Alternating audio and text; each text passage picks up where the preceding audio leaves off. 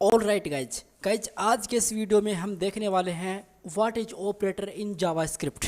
जी हाँ, जावास्क्रिप्ट के अंदर ऑपरेटर बहुत ही ज़्यादा आपको कोई ऐसा वर्क करना पड़ गया है जिसके अंदर आपको कंप्यूटिंग की नीड है, जहाँ पे आपकी दो वैल्यूज़ के साथ आपको कोई डील करनी है किसी भी टाइप की, ठीक है, जैसे प्लस माइनस कुछ भी किसी भी टाइप की डील करनी है, वहाँ पे आपका ऑपरेटर यूज होने ही वाला है। और ऑपरेटर गाइज किसी भी प्रोग्रामिंग लैंग्वेज के अंदर बहुत ही ज़्यादा इंपॉर्टेंट होता है, बहुत ही ज़्यादा इंपॉर्टेंट रोल प्ले करता है गाइज हमारा ऑपरेटर। तो ऑपरेटर होता क्या है? An operator perform some operations और सिंगल और multi line operates data value and produce a result, for example 1 + 2 where plus sign is an operator।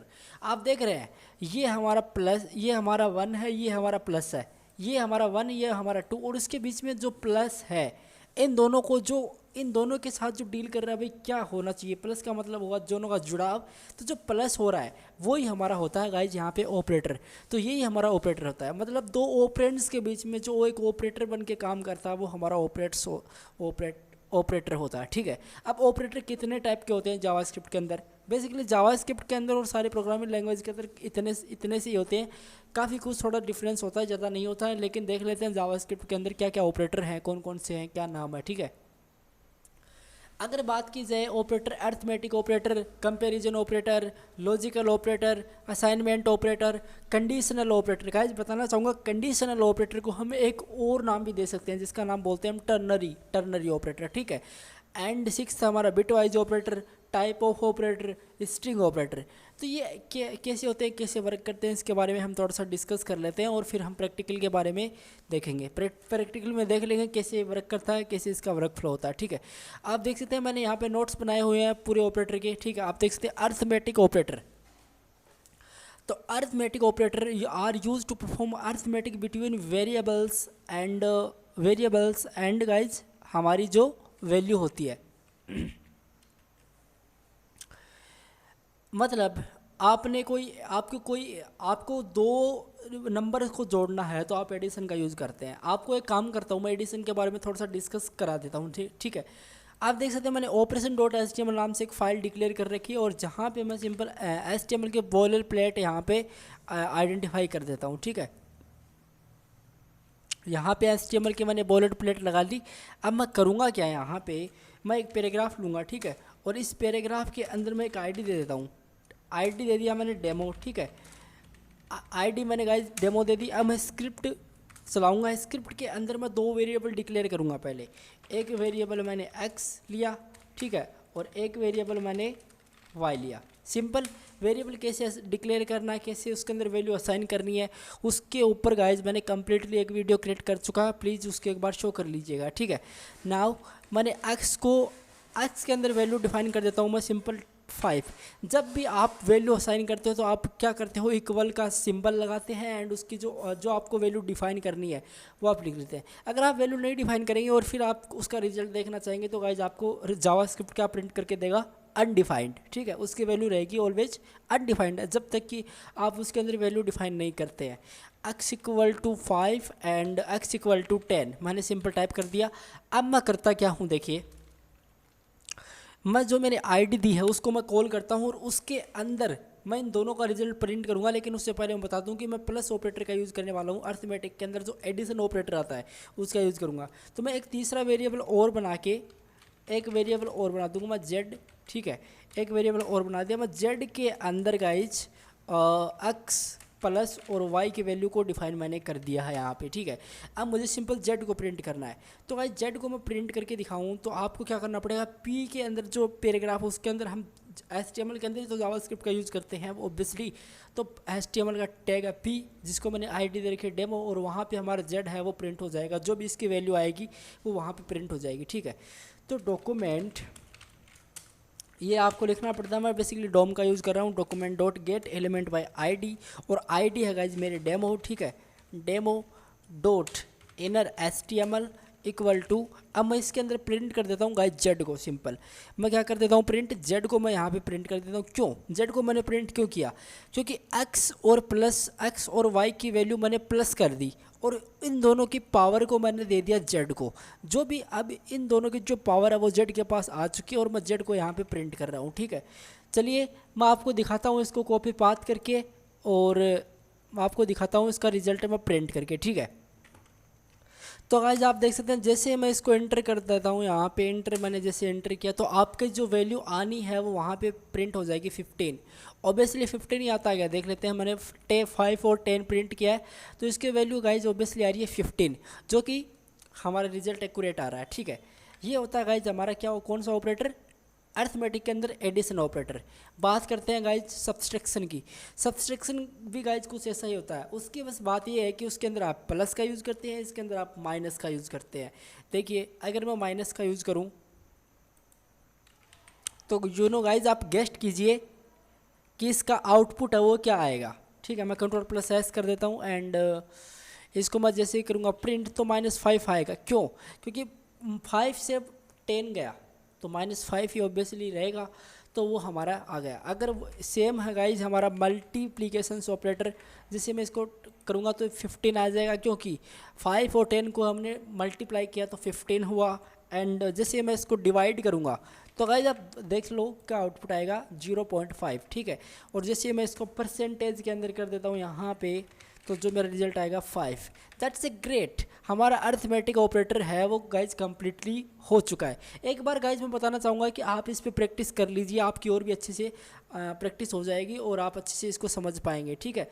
एक अंडरस्टैंडिंग के लिए गाइज ये चीज़ काफ़ी अच्छी प्रैक्टिस करना ज़रूरी है, ठीक है। अब हम बात कर लेते हैं गाइज सेकंड ऑपरेटर की। सेकंड ऑपरेटर हमारा कंपैरिजन ऑपरेटर। अब कंपैरिजन ऑपरेटर क्या होता है guys? Comparison operator are used in logical statements to determine equality और डिफरेंट बिटवीन वेरिएबल्स और वैल्यूज। मतलब आपकी वैल्यूज है ना, वेरिएबल्स और वैल्यूज के बीच के अंदर जो डिफरेंस बताता है, कितना डिफरेंस है, कंपैरिजन, कंपेयर करना, तो वो होता है हमारा गाइज कंपैरिजन ऑपरेटर। तो गाइज कंपैरिजन ऑपरेटर की मैं बात करूँ यहाँ पे तो आप देख सकते हैं कि मेरा जो यहाँ पे वो है जैसे ग्रेटर देन है, लेस देन है, ये वाले ऑपरेटर गाइज आप ऑब्वियसली जब भी हम प्रैक्टिकल देखेंगे तो आप समझ जाएंगे। जो हमारा ग्रेटर देन है और लेस देन है, तो ग्रेटर देन की वैल्यू मतलब जैसे किसी एक साइज़ बड़ी एक साइज़ छोटी है ना, लेस देन एक साइज़ छोटी एक साइज़ बड़ी, तो वो वाला फंडा है यहाँ पे। ग्रेटर देन इक्वल टू या तो इक्वल या उससे बड़ी, लेस देन इक्वल या इक्वल या फिर उससे छोटी, कुछ ऐसा। तो उसके लिए हम कैसे प्रिंट करें, देखिए देखते हैं प्रैक्टिकल से।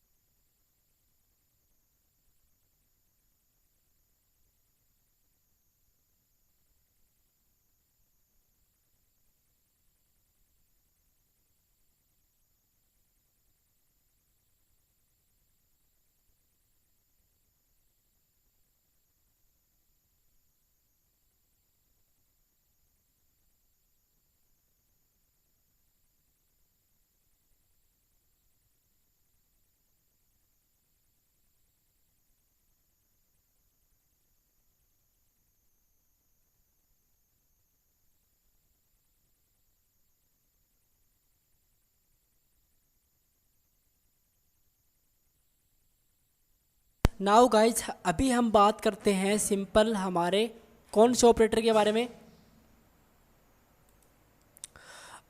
इक्वल टू ऑपरेटर के बारे में आपको थोड़ा सा एग्जांपल एक्सप्लेन कर देता हूँ। देखिए मैं क्या करता हूँ, यहाँ पे मैं चलता हूँ और यहाँ पर जाके सिंपल मैं करता क्या हूँ गाइज, मैं एक कोड लिखता हूँ छोटा सा, ठीक है। आईडी मैंने डिफाइन कर रखी है, कोई प्रॉब्लम नहीं है। मैं एक वेरिएबल ले लेता हूँ और उसकी मैंने जैसे मैंने एज लिख दी इक्वल टू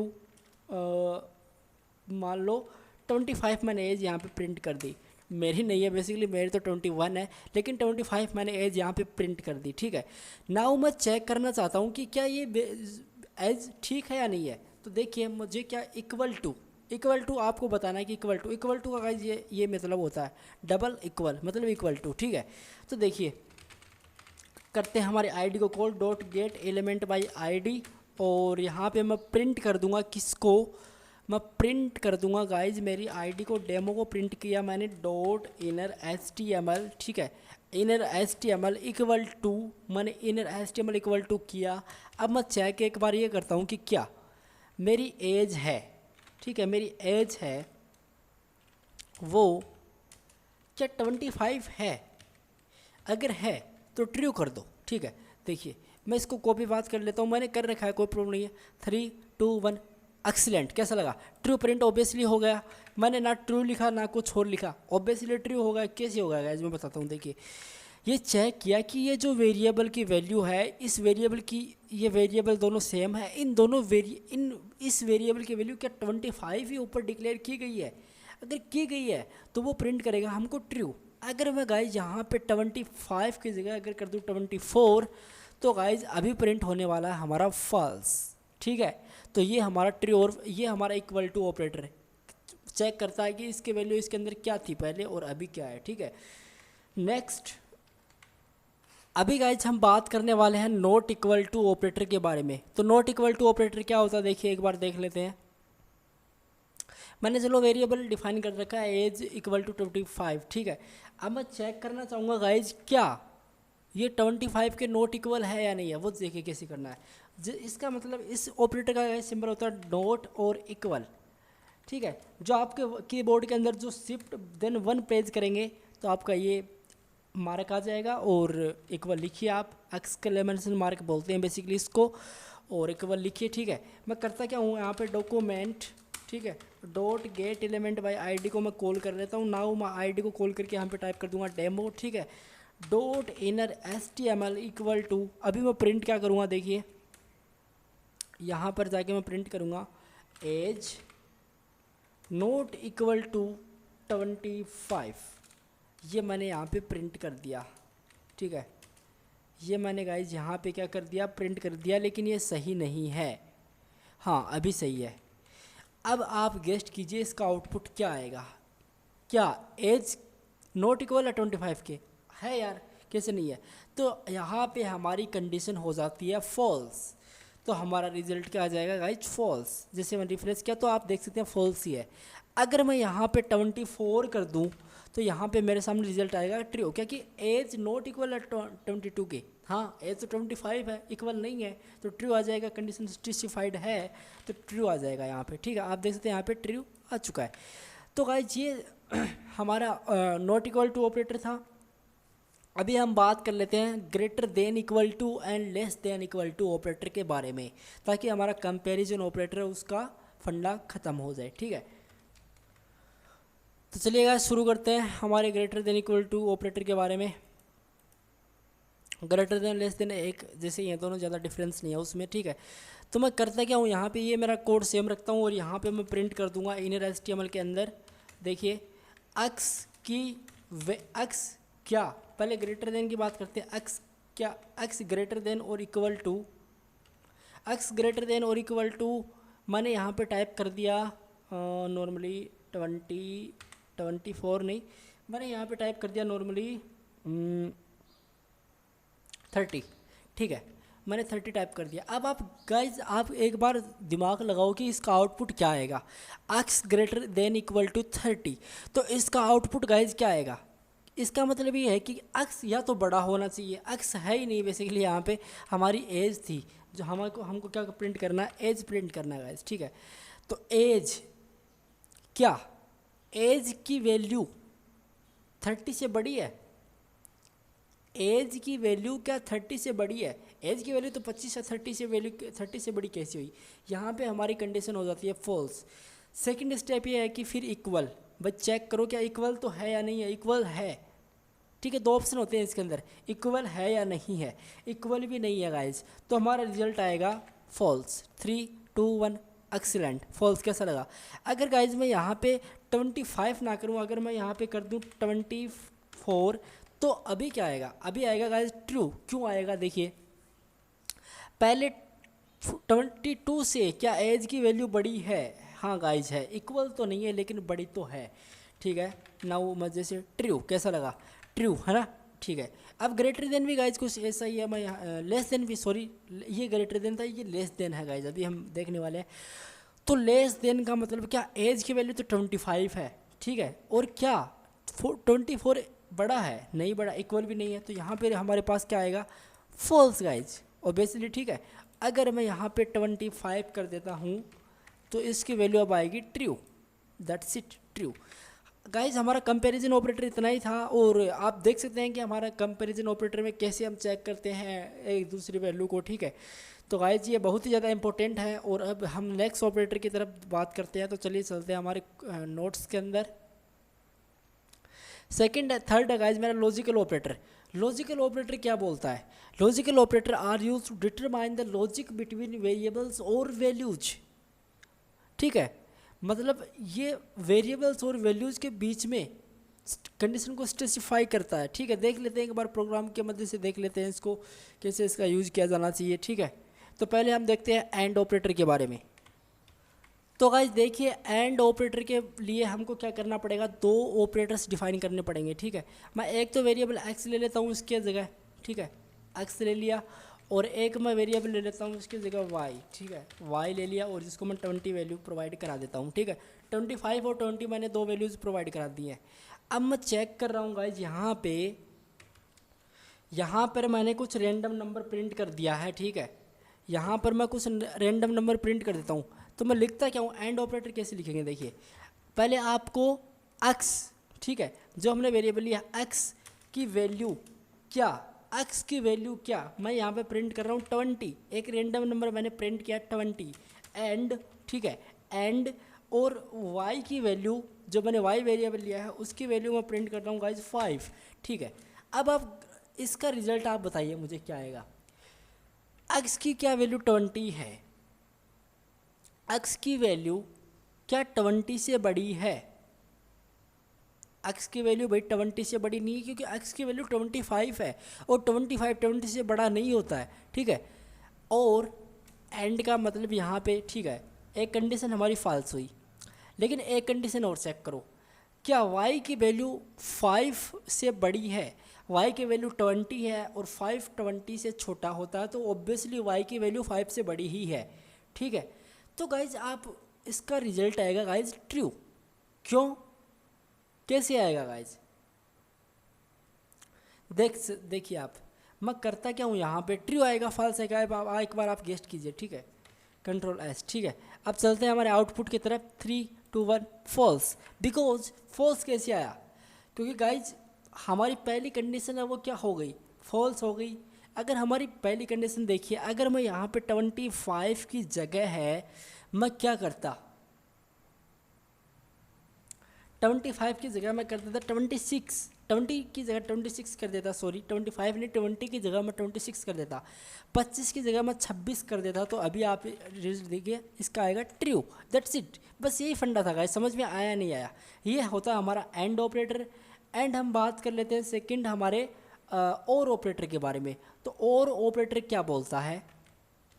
देखिए गाइज, इसको हम कैसे और ऑपरेटर के साथ कैसे डील कर सकते हैं? देखिए, तो मैं करता क्या हूँ, यहाँ पे x, ठीक है, x की वैल्यू मैं यहाँ पे टाइप कर देता हूँ सिंपल, जैसे मैंने असाइन इक्वल टू, मुझे देखना चेक करना है, ठीक है। तो मैं यहाँ पे जैसे टाइप करूँगा गाइज 25, ठीक है। मैं एक बार 25 प्रिंट कर देता हूँ, ठीक है। इतनी ही हमारी अभी तक कंडीशन ट्रू है, क्योंकि x की वैल्यू 25 है और यहाँ पे भी मैंने 25 ही लिख दिया है, ठीक है। जब भी आप और ऑपरेटर का यूज़ करते हैं तो क्या लिखते हैं, ये वाला, सॉरी ये वाला, यही लिखते हैं, ठीक है। x का काम ख़त्म। अब हम y पे चलते हैं, तो y असाइन क्या, y की इक्वल टू क्या, मैं लिख देता हूँ यहाँ पे 119। अब आप गेस्ट कीजिए इसका आउटपुट क्या आने वाला है, 3 2 1 ट्रू, बिकॉज क्योंकि x इक्वल टू 25 है, यहाँ पे इसकी पहली वैल्यू क्या हो गई है, ट्रू हो चुकी है। ज़रूरी नहीं कि सेकंड कंडीशन ये चेक की करे या ना करे, लेकिन पहली कंडीशन इसकी क्या हो चुकी है, चेक हो चुकी है। अगर मैं यहाँ पे गाइज कर देता हूँ 23, जो भी मैंने 23 लिखा है वो, चलो मैं कुछ भी कर देता हूँ 20 इतना कर देता हूँ मैं, तो अभी क्या होगा, अभी तो इसका रिजल्ट फॉल्स होने वाला है। क्यों होने वाला है, क्योंकि पहली कंडीशन इसकी ट्रू नहीं है, तो पहली कंडीशन इसकी क्या होनी चाहिए गाइज, ट्रू होनी चाहिए। 25 कर देगा ये, ठीक है। नाउ अब हम बात करते हैं गाइज हमारे कौन से ऑपरेटर के बारे में, नोट ऑपरेटर के बारे में। तो गाइज नोट ऑपरेटर का सिंबल कैसे होता है वो अभी आपको बता देता हूँ। देखिए नोट ऑपरेटर का सिंबल होता है कुछ, इसको मैं डिलीट कर देता हूँ एक बार, ठीक है। अब देखिए ऐसा होता है एक्सक्लेमेशन मार्क जैसा, ठीक है। तो चलिए चेक करते हैं हमारी कोड के अंदर, और यहाँ पे मैंने इनर HTML लिखा है, इसको मैं यहाँ तक डिलीट कर देता हूँ, ठीक है। अब चेक करते हैं, देखिए कैसे चेक करते हैं। देखिए अब अगर x, जैसे मैं नोट ऑपरेटर लिखा, ठीक है, पहले मैंने लिखा नोट ऑपरेटर, और इसके अंदर जाके मैं x की वैल्यू और इसकी वेरिएबल है ना, उसकी मैं टाइप कास्टिंग भी कर रहा हूँ और इसकी वैल्यूज़ को भी मैं कैच कर रहा हूँ, इन दोनों को कैच कर रहा हूँ, दोनों को मैं चेक कर रहा हूँ कि यह सही इक्वल है या नहीं है, ठीक है। ये 3 इक्वल का मतलब ये होता है, ठीक है। x equal to y, not, क्या x equal to not y है, हाँ नहीं है, बिल्कुल नहीं है। देखिए आप, जैसे मैं इसको प्रिंट करूँगा तो आपके सामने गाइज रिजल्ट आएगा true, that's it, 3 2 1 true, all right, ठीक है गाइज। लेकिन मैं क्या करूँ यहाँ पे, x की वैल्यू मैं कर दूँ यहाँ पे बड़ी y से, तो अभी इसका प्रिंट आएगा गाइज फॉल्स, बिकॉज वो फॉल्स ही तो है। तो ये होता है हमारा गाइज नोट ऑपरेटर, ठीक है।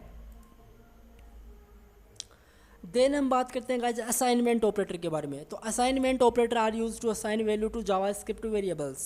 सेम है गाइज, अरिथमेटिक और असाइनमेंट ऑपरेटर को ज़्यादा। देखिए असाइनमेंट ऑपरेटर का क्या यूज़ होता है, देखिए मैं आपको बताता हूँ। इक्वल का मतलब आपको बता दिया मैंने, तो प्लस इक्वल की तरफ चलते हैं डायरेक्ट, ठीक है। तो देखिए अगर यहाँ पे मैं बात करूँ तो गाइज मैं बताना चाहूँगा कि अगर मैं यहाँ पे लिखूँ x इक्वल टू 5, मैंने एक वेरिएबल लिया, लेकिन मुझे वेयर लिखना पड़ेगा क्योंकि जावास्क्रिप्ट के अंदर वेयर लिखना पड़ता है। ECMA 6 के अंदर गाइज लेट्स कॉन्स्ट कुछ भी लिख सकते हैं, ऐसा कुछ नहीं है, लेकिन मैंने वेरिएबल लिख दिया, ठीक है। अभी मैं करता क्या हूँ, जो मेरी आईडी है उसको मैं जल्दी से कैच कर लेता हूँ, document dot get element by ID, ठीक है। और यहाँ पे मैं जाके उस आईडी को कैच किया, डेमो को मैंने कैच किया और फेच के लिया मान लो। तो dot inner HTML equal to, अगर मैं यहाँ पे टाइप करूँ x प्लस इक्वल टू 5 तो है ही, मैं 10 प्रिंट करूँ गाइज। अभी आप रिजल्ट बताओ मुझे क्या आएगा। अभी इसका रिजल्ट आएगा 15। देखो अगर x की वैल्यू 5 है, यहाँ पे क्या दे रखी है, x की वैल्यू 5 दे रखी है, ठीक है, कोई प्रॉब्लम नहीं है, 5 है भाई मान लिया। लेकिन x की वैल्यू 10 मैंने यहाँ पे कर दिया, मतलब इक्वल कर दो। इसका मतलब गाइज यही है कि, इसका मतलब गाइज देखो मैं क्या बताता हूँ आपको, ये है x इक्वल टू